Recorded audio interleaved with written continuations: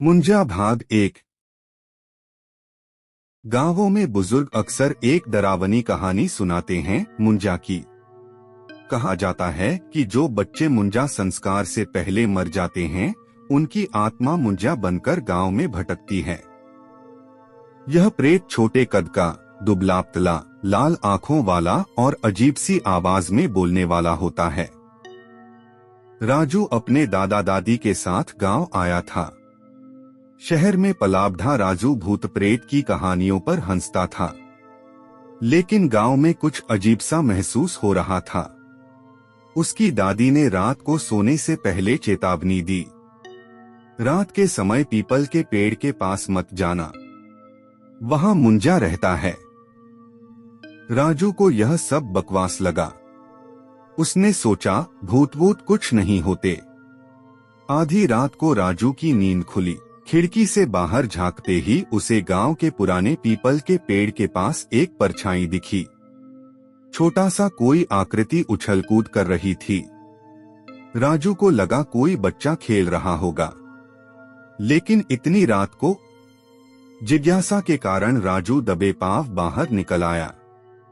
जैसे ही वह पीपल के पास पहुंचा, उसे लगा कि कोई फुसफुसाकर उसका नाम बुला रहा है। राजू रुक जा।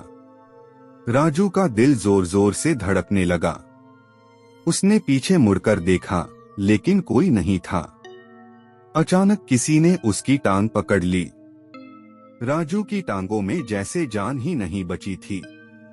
उसने नीचे देखा, सूखी काली हड्डियों जैसी उंगलियां उसकी टांग को पकड़ रही थीं। उसने झटके से पैर छुड़ाने की कोशिश की, लेकिन वह पकड़ और भी मजबूत हो गई। तभी झाड़ियों के पीछे से एक हल्की सी हंसी सुनाई दी, किसी बच्चे की, मगर उसमें कुछ अजीब था। डर और ठंड के मारे राजू का शरीर सुन्न हो गया। कौन है वहां? उसने हिम्मत जुटाकर पूछा। तूने सुना नहीं? मैं मुंजा हूँ। राजू की आंखें फटी की फटी रह गईं। सामने पीपल के पेड़ की टेढ़ी मेढ़ी डालियों के बीच एक छोटा सा अजीब सा बच्चा बैठा था। उसकी लाल लाल आंखें, पीली सूखी चमड़ी और गंदे उलझे हुए बाल थे। उसकी टेढ़ी मुस्कान से नुकीले दांत झलक रहे थे। राजू ने डर के मारे चीखने की कोशिश की, लेकिन गले से आवाज ही नहीं निकली।